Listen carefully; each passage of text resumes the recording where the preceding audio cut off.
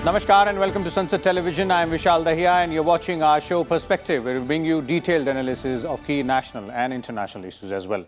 Today we're going to talk about the economic crisis in Sri Lanka.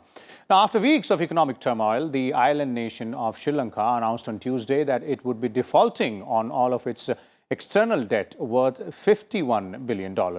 After running out of foreign exchange for imports, Colombo called this move as its last resort.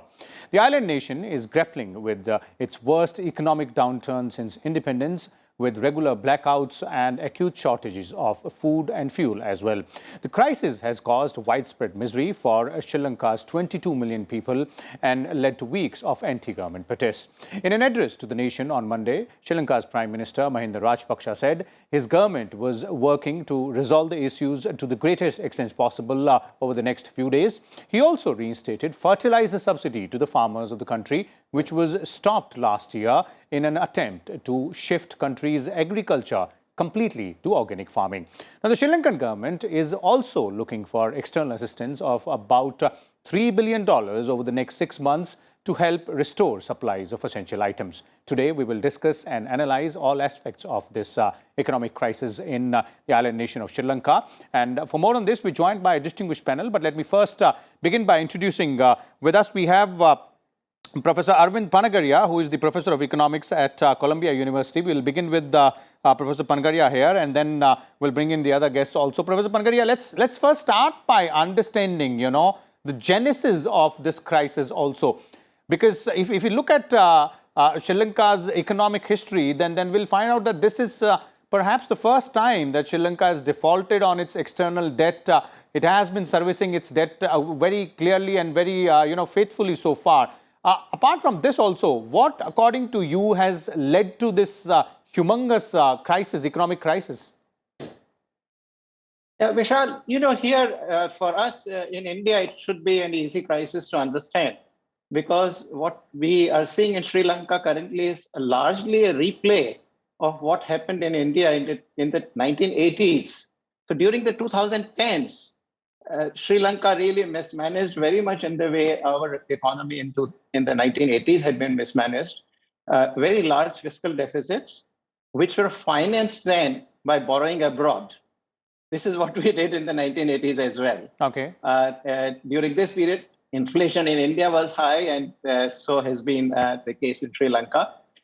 Monetary policy, as in 1980s in India, was very loose in the 2010s. In Sri Lanka. Those factors in turn then also reflected in very large current account deficit. Actually, in the year 2021, the current account deficit went to 3.8%. Usually you want to keep it between 1 and 2% of the GDP. Fiscal deficit was about 8% already in 2019, pre-COVID year, and it then jumped to about close to between 11 and 12% in both 2020 and 2021. And most importantly, what has happened is a very steady rise, at a pretty rapid pace in the external debt. So the external debt in 2010 was about $22 billion. Now, this is an economy with a total GDP of $80 billion. So you have to see it in that context. So from about $22 billion, it has gone to currently about $57 billion. Within a decade, that kind of expansion of external debt is unusual, and it's just ultimately, of course, so servicing charges are every year annually nowadays coming to about $6 to $7 billion.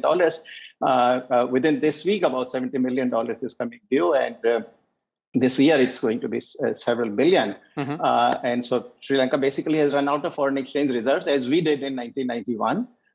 Its foreign exchange reserves are less than $2 billion. And so it was clearly not in a position to service the debt. And so it called a default today. Okay.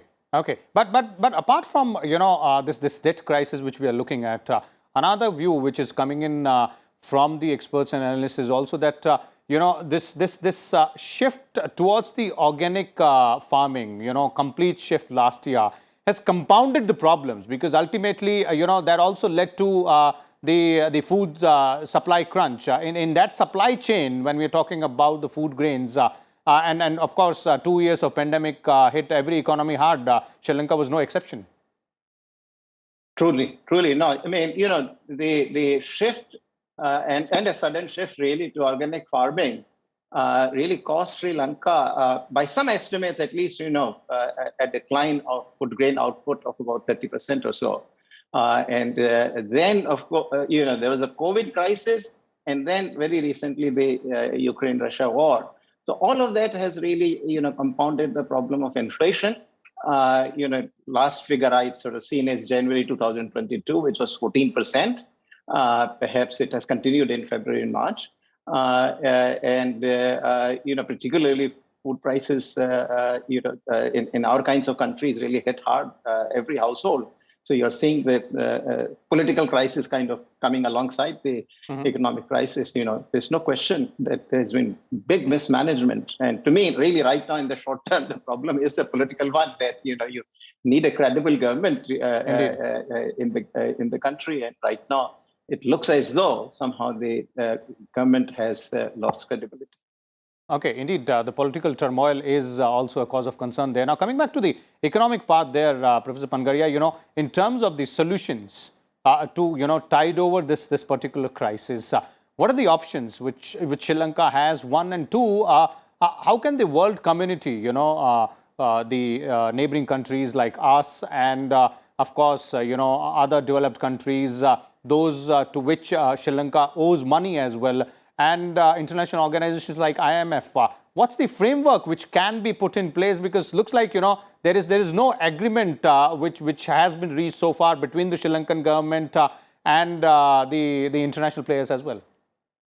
Yes, I think they are in a tough spot because, their own sovereign credit rating is to the default level, has been there for some time now. And it will require some sort of seal of approval by the International Monetary Fund for Sri Lanka to regain access to the markets. I don't think there is any way around it. Sri Lanka does need to negotiate with the International Monetary Fund. On the positive side, let me say a couple of things. Fundamentally, I think Sri Lankan economy is sound. It's not a sub-Saharan Africa kind of country by any means. Per capita income in Sri Lanka is about $3,600, which is almost 3 times that in Pakistan, and close to about a little less than two times of India. So also its trade sector has been over the years performing quite well. Actually, tourism took a big hit actually because of COVID. So fundamentally, I think it will come back. But in the short run, there is a problem. And one of the things they have done, finally, they were holding the exchange rate at about 200 rupees per US dollar. Okay. These are Sri Lankan rupees per dollar. And it has now moved to about over 300 rupees per dollar. So that depreciation, I think, was very important. IMF would not even start talking unless the exchange rate was allowed to let go. Okay. So they've taken that, at least one big bullet has been bitten by the Sri Lankans. Again, I come back to there being a credible government which can negotiate. If they can properly negotiate, I think they can get over it. In the longer run, they will be able to service the debt, and they have said that the lenders can accumulate whatever servicing is not being done. So interest payments can accumulate, and they have not said that they will not pay. Okay. So in this sense, I think they are doing the right talk. But it's a matter of ultimately negotiating with Sri Lanka. Now, short term, if India can help a bit to Sri Lanka, that's great. Remember that we are ourselves not a rich country, and in this case, really, we are a lower per capita income country, helping a higher per capita income country. But our size is large and all. It's a $1 trillion economy. So some help we can give. We should certainly do that. Our neighbors, that's the first thing, and Prime Minister Modi certainly believes in that. So I hope and expect actually that will provide some assistance. But in the end, I think, without a proper negotiation with IMF, I don't think there is any hope.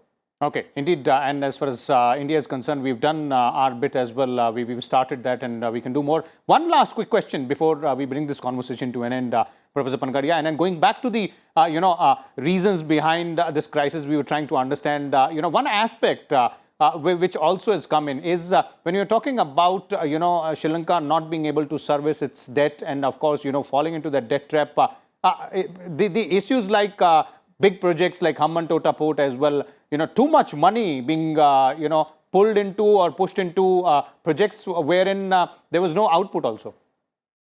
Yeah.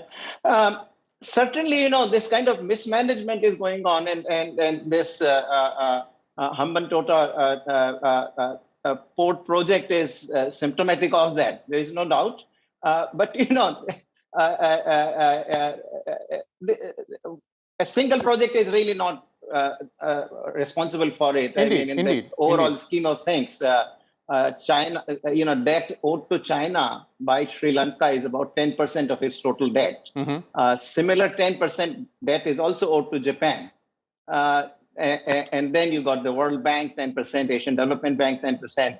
But from the market, they almost 48% of their foreign debt is actually borrowed from the market. Okay. So Hambantota is sort of symptomatic of the mismanagement, and there are while this is the most visible one, there are many other there are many areas others as well. So they all combine together. Indeed. That's just an indicative of what actually has gone wrong. Thank you so much, Professor Pangaria, for shedding light on all those aspects here. Okay, we are also joined by two more panelists here. Let me first introduce them to you, beginning with Mr. Rohan Samajiva. He is a policy analyst and commentator. He's joining us from Sri Lanka. And we also have with us former ambassador, Mr. Suresh K. Goel. Welcome, both of you gentlemen, to Sansad Television. I'll begin with you, Mr. Samajiva. Let's start by getting to know a little bit more about what's happening on the ground there in Sri Lanka, because, Tuesday's announcement of Sri Lanka's decision to default on $51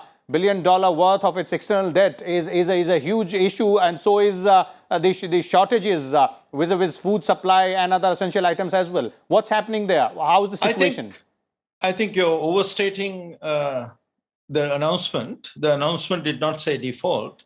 The announcement said there'll be a payment moratorium, during which time all the debtors were invited to add the interest onto the payments that were due, in the view that the government was in the process of negotiating with the IMF and other creditors, and that a settlement would be made at that. Now, one can call that a default if you want, but this is not a disorderly default. And this is a very clear indication that the new team that is in place is taking their job very seriously and is trying to ensure that the economy can function, because it's only a functioning economy that will be in a position to repay the debt. And I think that's in everybody's interest. So instead of making these payments, they are saying, if you want it in rupees, you can take it in rupees. Otherwise, include it in what we owe you. We will settle everything. In the meantime, we are going to use the resources that we have for essential imports to keep the economy running and to address the urgent needs of the people. Okay. Indeed, there is no question on the intent of Sri Lankan government or Sri Lankan people when it comes to servicing its external debt. But given the situation there, and as you're pointing out, this has been done to go ahead and put in place a proper plan to tide over the economic crisis. What are the contours of that plan which we are getting to know in terms of, what exactly is the strategy to tackle the situation? Well, our most serious problem is international sovereign bonds. To deal with that, there is precedent in countries like Ecuador. Action is underway to recruit a experienced, qualified legal firm to deal with that negotiation. So that is about 50% of the debt that's outstanding. And in fact, it's sort of one of the scare numbers that we have, which is on the 25th of July, we have $1 billion due, which was scaring everybody, including myself. So that is one part of the process. Parallel to that, the IMF negotiation is going on. And I believe there will be another parallel process with the Paris Club, because we do have a lot of outstandings to various countries. India is a country to which we owe money, and China is too, but they are not members of the Paris Club. So parallel to that, we'll have to deal with India and China as well. Okay. Okay. But apart from this, before I move on to Ambassador Goyal, one more question here, Mr. Samarjiva, and that is to deal with the day-to-day issues in terms of the availability of essential items, be it petroleum products or food supplies there as well. What's the plan there? We heard your Prime Minister in an address to the nation on Monday pointing out clearly saying that the fertilizer subsidy has been reinstated. So how much help will that have in terms of ensuring a food grain supply?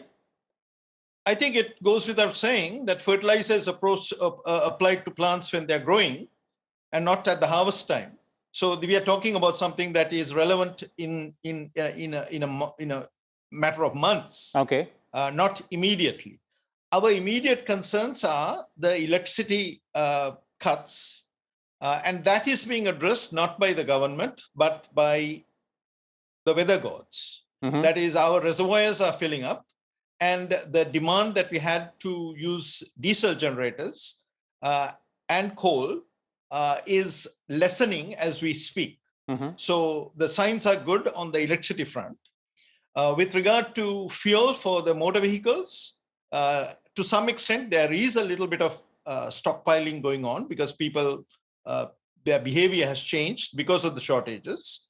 But hopefully, we will get that under control in the coming weeks as more ships and more shipments come in. Okay.